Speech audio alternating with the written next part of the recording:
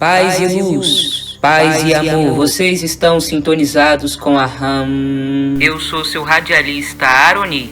Estamos lendo o livro O Sublime Peregrino do mestre Ramatiz, psicografado pelo médium Hercílio Mães. Capítulo 24. Jesus e os relatos dos 4 evangelhos. Pergunta: uma vez que os 4 evangelhos são relatos dos evangelistas sobre a vida de Jesus, por que então omitem os aspectos da sua vida durante o longo período que vai dos 12 aos 30 anos? Ramatiz: na realidade, após os 12 anos, Jesus passou a viver quase sob um recolhimento espiritual, sem muitas preocupações públicas. Buscava a natureza para tranquilizar sua alma aflita, vivia mais a vida mental reflexiva, numa auscultação espiritual profunda. Deixou os ruídos do mundo terreno para refugiar-se nas emoções do mundo espiritual. Desse modo, não se registraram grandes sucessos ou fatos que ficassem na lembrança do povo. Acresce ainda que mesmo a história relatada no Novo Testamento não é uma descrição objetiva de sua vida, mas sim noções morais e ensinamentos para os seus seguidores futuros. Não existem dados históricos suficientes para se escrever a biografia autêntica de Jesus, pois o que chegou até hoje é apenas fruto da tradição oral e só mais tarde foi registrado pelos evangelistas. Aliás, a destruição de Jerusalém por Tito consumiu quaisquer dados mais objetivos referentes ao Mestre Jesus, e a história teve de socorrer-se da memória dos cristãos para compor pouco a pouco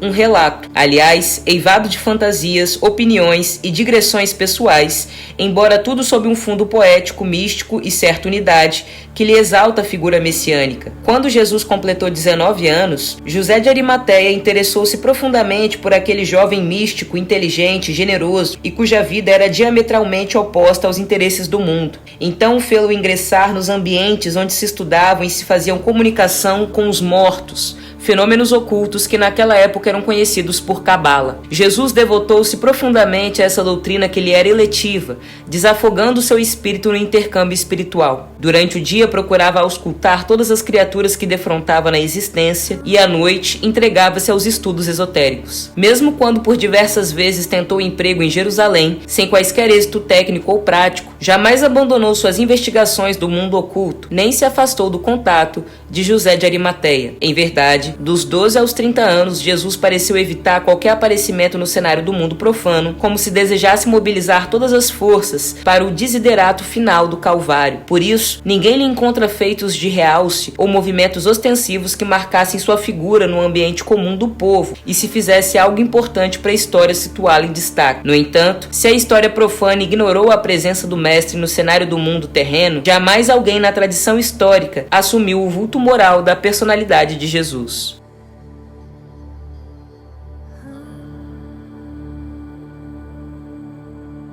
Salve meus irmãos, paz e luz, paz e amor. Bom, aqui a gente fala sobre o que é uma curiosidade de muita gente, né? O que Jesus fazia quando ele era mais novo? E a resposta é clara. Ele estava treinando, estudando.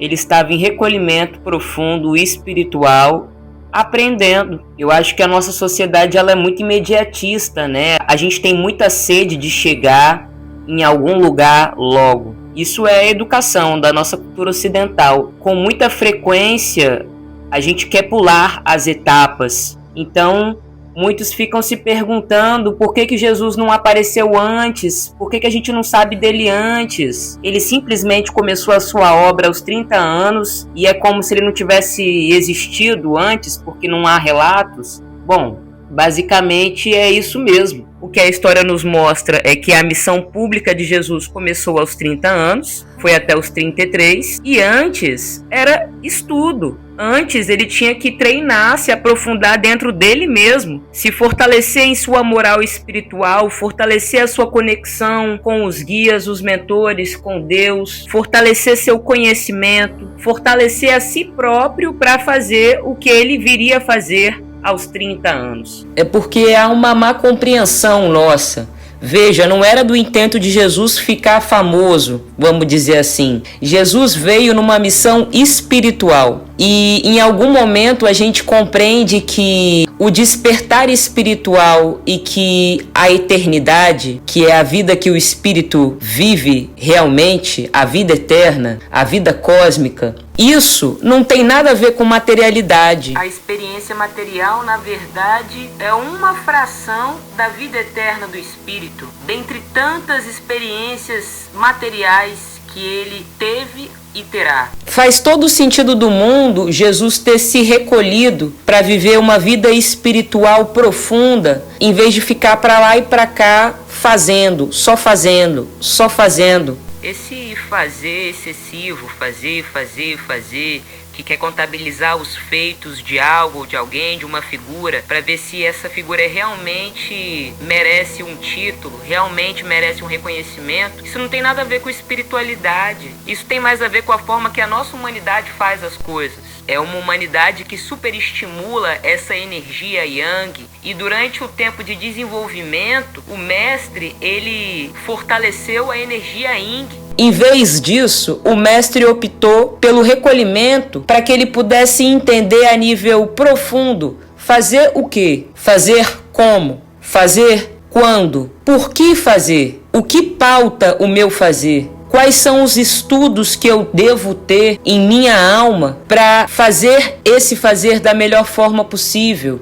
O que eu devo compreender a nível de alma para fazer o que eu devo fazer? Isso é treino, estudo de si mesmo, alinhado com um propósito espiritual. Isso é viver uma vida espiritual, é se dedicar a uma missão espiritual. Primeiro o mestre fortaleceu a energia yin interna. Depois ele foi para fora. Percebe como uma coisa é diferente da outra? Da forma que a gente entende a vida na Matrix, fazer é o suficiente. Não necessariamente para chegar onde, sabe? Mas a gente precisa fazer o tempo todo. E no modo espiritual de você viver a vida, você percebe que você é um ser único, com um propósito único, com uma missão única, e que isso merece uma autodescoberta. Você, dentro de você mesmo, vai descobrir o que você vai fazer. Então, Jesus, ao longo da sua vida, antes de se tornar público, e não era intento dele ficar famoso, ele foi atrás de si próprio.